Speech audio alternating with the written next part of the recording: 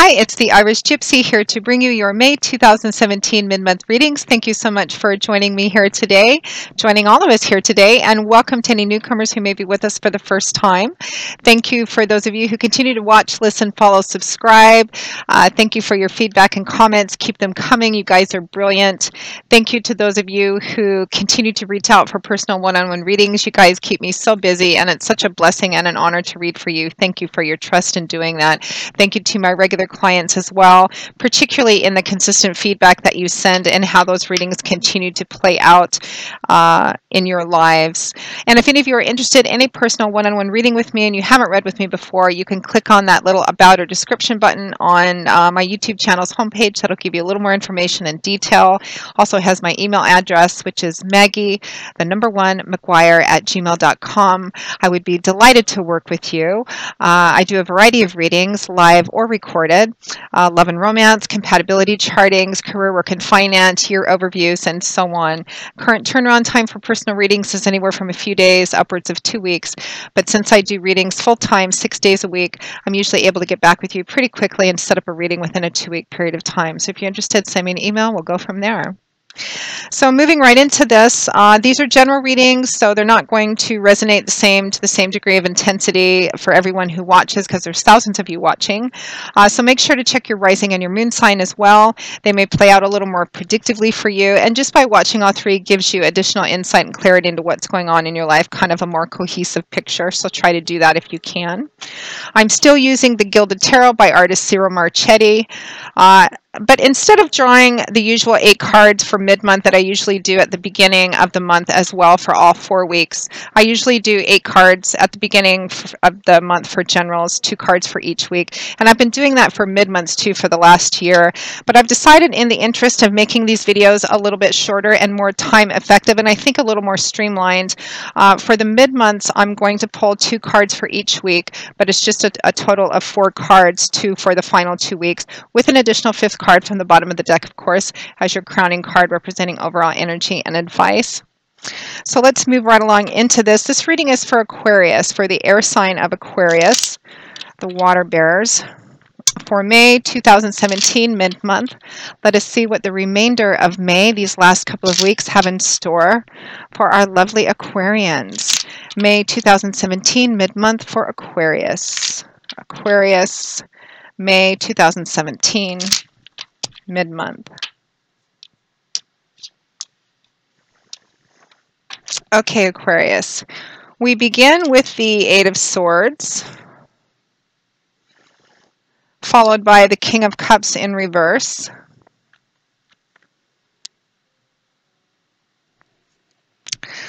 And for the 4th week, we have the 7 of Wands, followed by the Star. I like how that ends.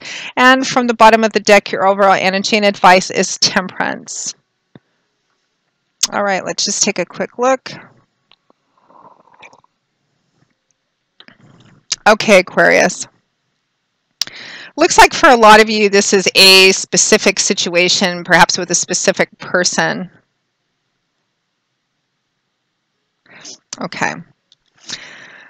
So around mid-month, which is around the 3rd week of May, I am recording this actually on the 14th, which is Mother's Day, so happy Mother's Day to those of you for whom it applies. We have the 8 of Swords, which I don't like seeing for you, Aquarius, followed by the King of Cups in reverse. Upright, but you got it in reverse. So the 8 of Swords, here we have air energy. That's the element which governs swords. It's a mental, cerebral, intellectual energy, all about what goes on up in here. Words, ideas, communication, belief systems, perspectives, perceptions, how we look at things and how we speak about things, how we communicate. The 8 of Swords is a card that represents feeling trapped, feeling held hostage, but it is fairly illusionary, meaning that the only thing which is keeping you held hostage and trapped is actually the perspective that you have of it. You're not really trapped. You're not really held hostage. You can see this woman is on her knees, which implies a certain amount of feeling like a victim or feeling helpless and vulnerable. She's surrounded by these swords hemming her in. She's chained up at the wrist. She's blindfolded. You know, it all points to feeling trapped, held hostage, vulnerable. You don't have control of your life. You have no control. You can't make a choice. But it's illusionary. The gaps between these swords are plenty wide enough for her to walk through.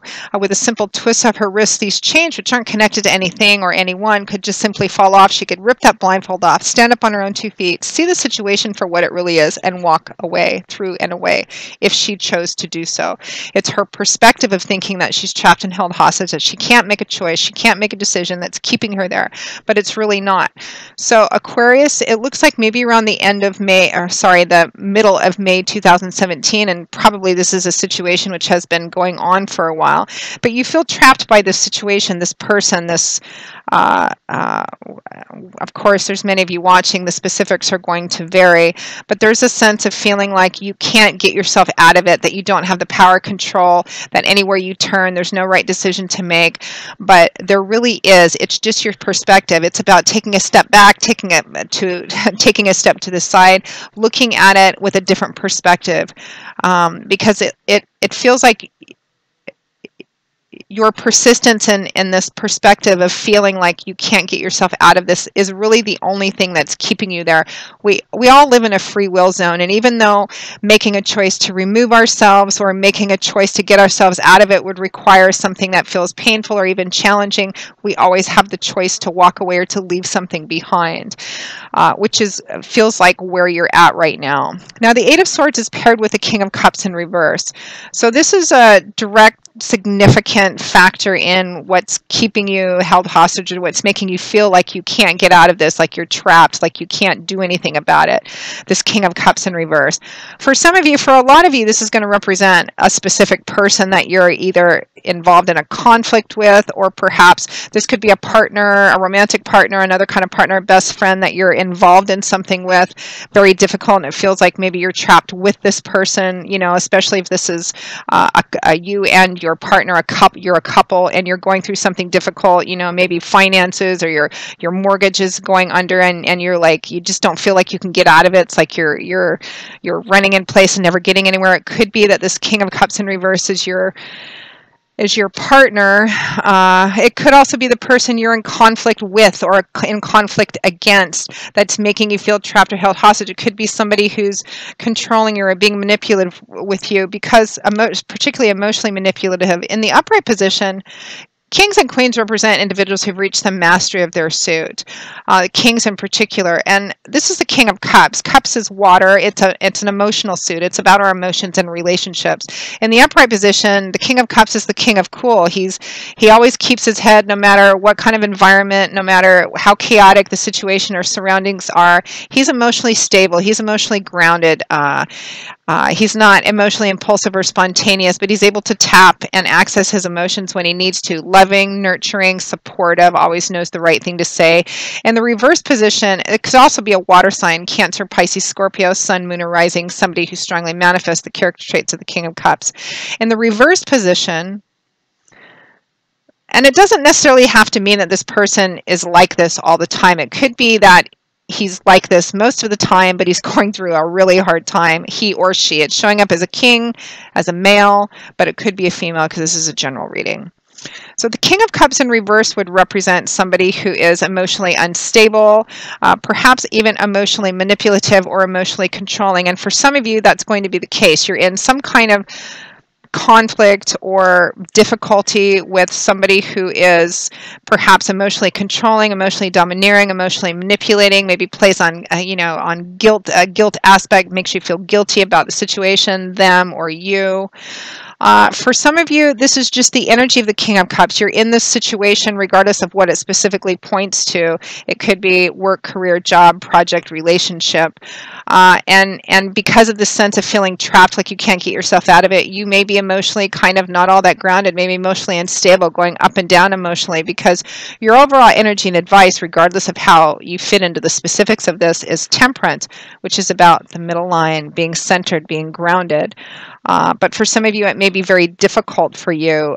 You are manifesting the energy of the King of Cups in reverse and feeling trapped, held hostage, emotions going all over the place. For others of you, that King of Cups is going to represent a specific person that's significant in why you're feeling like you can't get out of whatever this is. But it gets better, Aquarius. You have to draw on that lovely air energy that you possess too, that ability to see clearly, think clearly, rationally, logically, and step by step as well. That is a characteristic that's inherent to most air signs, Aquarius, Gemini, Libra, and it's something that will serve you well in this situation and kind of help keep those emotions a little more balanced, because what you don't want to do in here, which I'm getting quite strongly, is you don't want to make decisions based on the heat of the moment. It's like your emotions, the emotional atmosphere is keeping you trapped, but drawing on that air energy, that cerebral, logical, practical energy is going to allow you to see the reality of the situation and so take control and get yourself out of it. Now, at or towards the end of May 2017, around the last week or so, maybe going into a little bit of June, we have the Seven of Wands followed by the Star. So the Seven of Wands, we have fire energy here. That's the element which governs wands. And this suit is very fluid, very dynamic, passionate, enthusiastic. This energy is often about creating, building, manifesting, change, action, movement. The Seven of Swords is a defensive card. It can represent like valor and courage, refusing to back down, refusing to give in, standing your ground, standing up for yourself or somebody else, standing up for something you feel very strongly about because it's right, because you've invested a lot of yourself into it, protecting, guarding, defending. That's something that you have a lot invested in, and that's the energy you need to draw on in this situation. You need to that phrase, take back your power. I'm not overly fond of that phrase, but it really suits here. You're not trapped. You're not held hostage. You're not a victim. You can get yourself out of this. Don't back down. Don't give in. Don't allow yourself to remain, on your knees in this situation, metaphorically speaking, of course.